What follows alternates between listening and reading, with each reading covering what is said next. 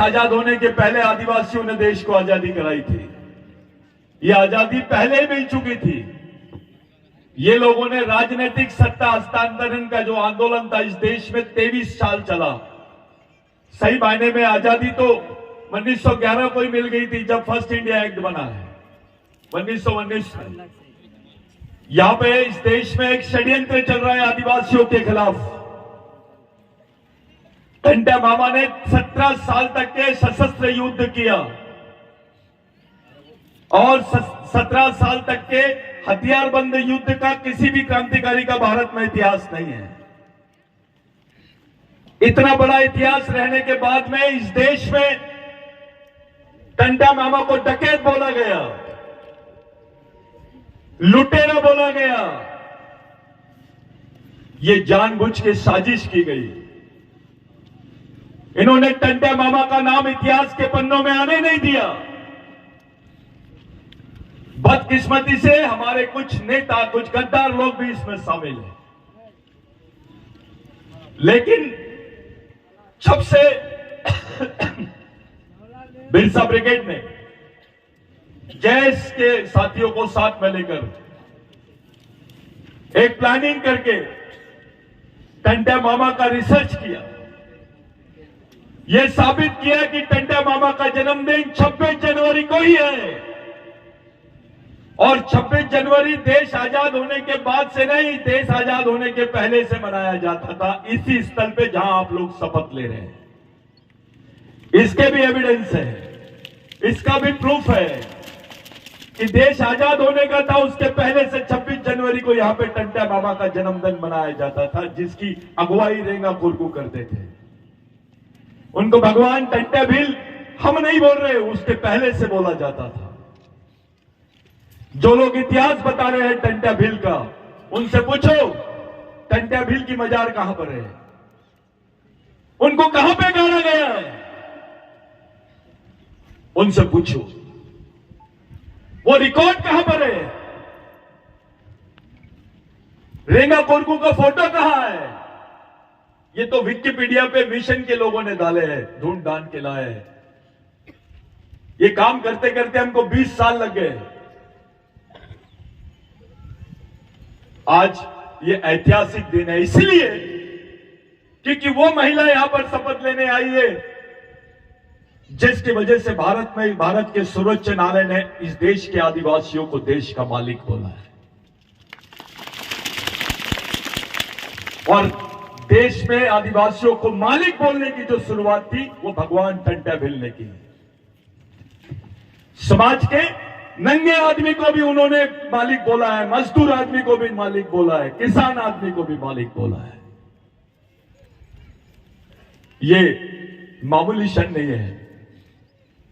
जिस जजमेंट की वजह से हम लोगों ने नागपुर में इंटरनेशनल कॉन्फ्रेंस किए, संयुक्त राष्ट्र में बोले कि आदिवासी भारत का मालिक है, मूलवासी है, इसकी जल जमीन जंगल पे पहला अधिकार आदिवासियों का है। ये वो मोमेंट है, ये राजनीतिक मोमेंट नहीं है, ये इस समाज को जिंदा करने वाली मोमेंट है। ये मिशन टंट्या मामा का है, बिरसा मुंडा का है, राघोजी भांगरे का है, बाबूराव शर्मा के का है। ये मिशन देश के आदिवासियों का मिशन है। आप आज इस ऐतिहासिक क्षण में आप लोग गवाह रहेंगे, हमारी आने वाली पीढ़ी गवाह रहेगी। आने वाले 26 जनवरी को यहां 5 लाख आदिवासी टंट्या मामा की दीक्षा लेंगे, अपने क्रांतिकारियों की दीक्षा लेंगे। ये हम लोग प्रतिज्ञा कर रहे हैं। आप जिस प्रतिज्ञा पत्र को आप पढ़ रहे हैं, इस देश को जो लोग बताते हैं कि भैया देश में राष्ट्रभक्त हम है, राष्ट्रभक्त है, हम देश के रक्षक हैं, देश के लिए संगठन चला रहे हैं, इनसे पूछो कि जब आदिवासी लोग साहूकार के खिलाफ, जमींदार के खिलाफ, यहां के उच्च वर्णीय लोगों के खिलाफ, पंडितों के खिलाफ और साथों साथ अंग्रेजों के खिलाफ लड़ रहे थे, तब आप किसके साथ में थे? जब आदिवासी देश की लड़ाई लड़ रहा था, जल जमीन जंगल की लड़ाई लड़ रहा था, ये लोग साथ दे रहे थे अंग्रेजों का। ये ऐतिहासिक क्षण है जब भगवान को ये लोगों ने डकैत बोला। ऐसा हुआ है किसी के साथ? जिसने इस देश के क्रांति की, परिवर्तन की, स्वतंत्रता की नींव रखी, उसी क्रांतिकारी को ये लोग डकैत बोलते हैं, क्रिमिनल टाइप बोलते थे। उस सम्मान को दिलाने के लिए हम लोग 181 साल लग गए हमको यहां आने के लिए। 181 साल बाद आदिवासी आज इस पवित्र पाताल पानी में एक सांस्कृतिक सामाजिक दीक्षा ले रहा है। यह धार्मिक दीक्षा नहीं है। इसीलिए नहीं है क्योंकि जब धर्म पैदा नहीं हुआ था तब से इस देश में संस्कृति है। जब भगवान पैदा नहीं हुआ था तब से इस देश में आदिवासी रहता है। इस देश की विचारधारा क्या रहनी चाहिए, इस देश की राष्ट्रीयता क्या रहेगी, ये देश का मालिक तय करेगा। आदिवासी ने किसी धर्म संप्रदाय के खिलाफ में कभी बोला नहीं, सबका समान आदर किया है। आप लोग आने वाली पीढ़ी के लिए साक्षी रहेंगे, गवाह रहेंगे कि आप क्या करने जा रहे हो। यह क्रांतिकारी समय है भाई। ये समय आप अपने आने वाली पीढ़ी को बता सकते थे कि हम मौजूद थे जब पहली दीक्षा हुई थी। ये जितने जैस के बच्चे हैं, बिरसा ब्रिगेड के जो लोग हैं, ठाकुर दादा है, उनकी पूरी टीम है। मैं लाइनमैन दादा को तब से जान रहा हूं, तब उन्होंने मेरे को बोला था कि बेटा एक बार ये हो जाना चाहिए। वो रो रहे थे, तब रो रहे थे। कल जब भी सुबह में हमारी ताई वो भी रो रही थी। ये हालात है अपने लोगों के कि हमारे लोगों को, इतिहास को दबा दिया गया। अब ये होगा नहीं। पूरा समाज एक जगह रहेगा। कोई जातिवाद, व्यक्तिवाद, पार्टीवाद, क्षेत्रवाद नहीं करेगा। केवल समाज के लिए काम करेंगे।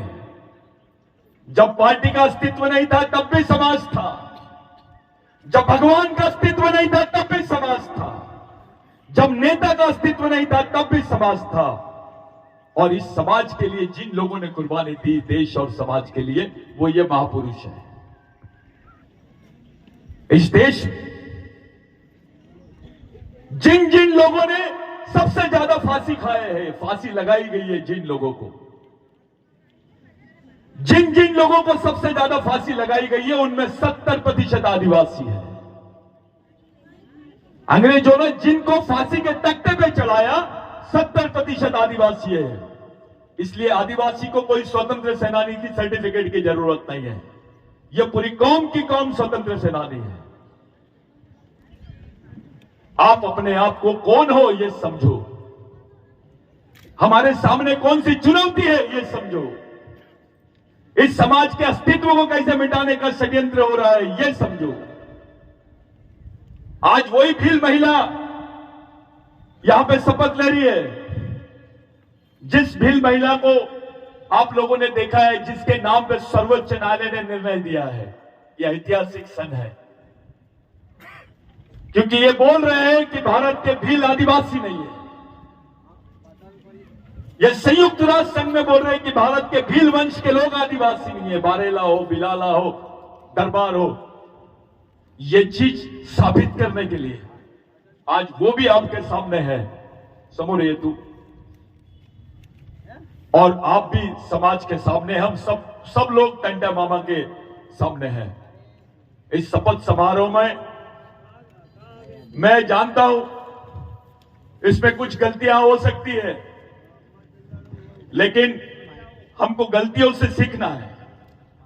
आप लोगों से विनती है, अपनी जगह पर खड़े होकर यहां से ये बोला जाएगा, सब लोगों को मिलके शपथ लेना है, इनके साथ में बोलना है। ये जितने शपथ के बिंदु हैं